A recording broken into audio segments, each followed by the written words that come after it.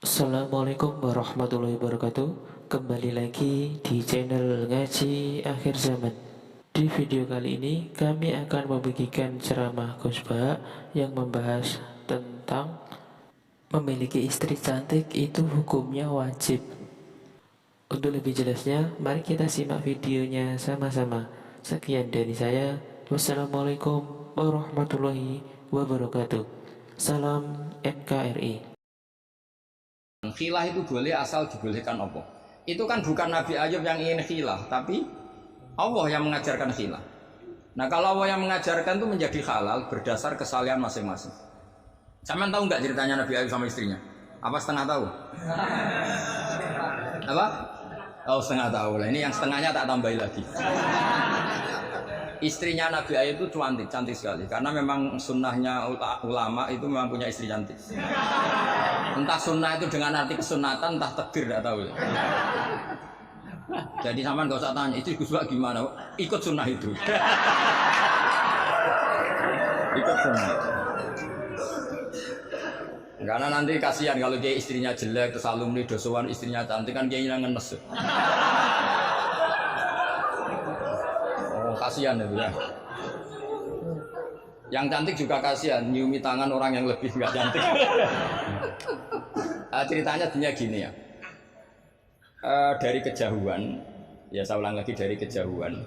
Itu istrinya Ayub ini ngomong-ngomong sama lelaki ganteng. Padahal itu aslinya Jibril. Singkat cerita, si istri ini karena Ayub ini sudah diembargo masyarakatnya dengan cerita-cerita seperti itu. Pokoknya kita mempercayai versi itu. Setidaknya mengikuti ulama yang mempercayai itu, diantaranya Syekh Nawawi, bahwa memang Nabi Ayub diungsikan masyarakatnya sampai kesulitan secara finansial, ekonomi dan ketahanan pangan. Terus istrinya itu kerja dapat uang. Suatu saat sampai pada level ekstrimnya, nggak dapat pekerjaan, nggak dapat uang. Kebetulan ada anak raja yang rambutnya itu brodoli, yang nggak punya rambut. Terus bayarkan siapa yang rambut terbaik mau dibeli mahal. Akhirnya istrinya ini menjual apa? Rambutnya. Ya tadi kalau orangnya cantik ya rambutnya cantik. Kalau cantik terus keriting bulat kan susah itu. Kalau keritingnya tidak pas, kalau pas ya tetap cantik ini maksudnya. Nah, ketika dijual terus dapat uang dan itu di atas rata-rata. Si Nabi Ayub ini curiga. Ya bawaan seorang suami yang punya istri cantik. Kalau jelek kan gak gampang curiga. Terus buder keriting welek kan suaminya gak gampang curiga. Kok dapat uang banyak ini dari mana?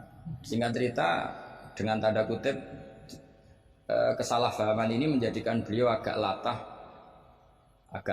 bersumpah la adribannaki mi'ata sautin, kamu akan sabukul mi'ata sautin.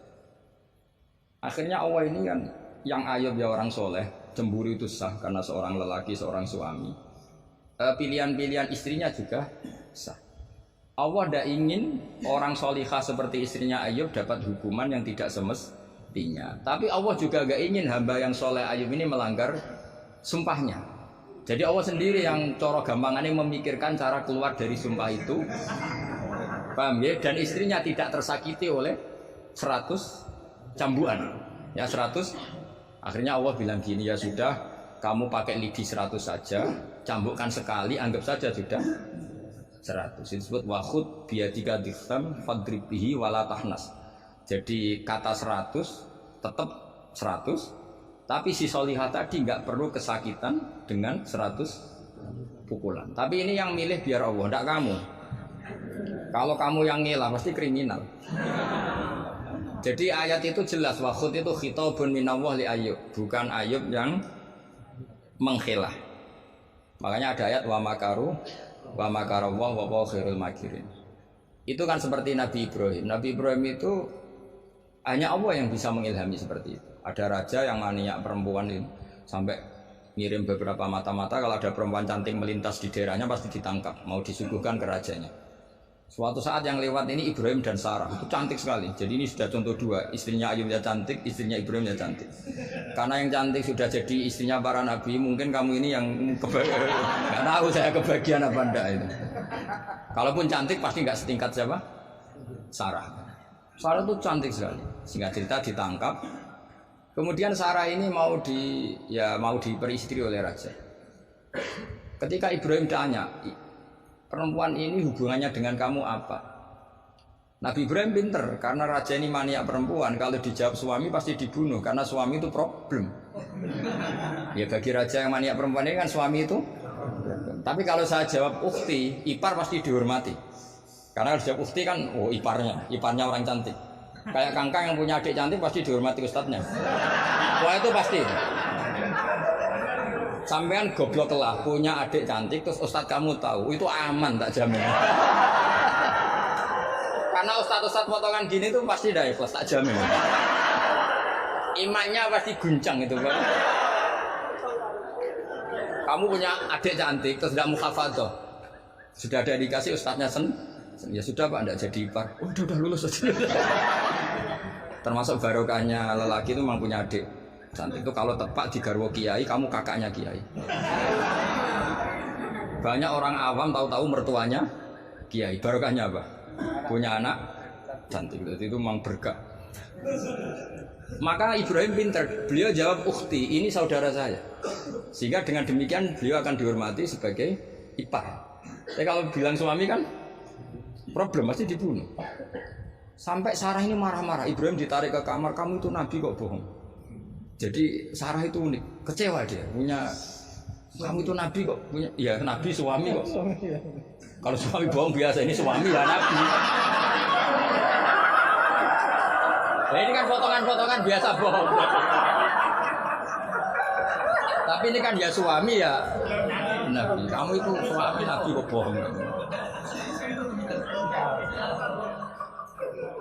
Ya kalau nabi kan nggak mungkin bohong. Tapi kalau suami tok kayak sampean-sampean ini kan, wah mesti bodoh.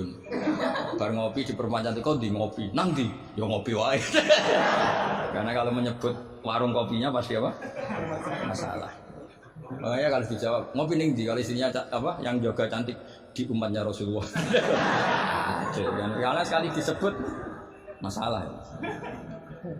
Itu akhirnya Nabi Ibrahim jawab, tidak ada di muka bumi ini orang muslim dan muslimah kecuali kamu dan saya. Maka fa'anti ukhti fil Islam. Kamu itu saudara saya dalam Islam.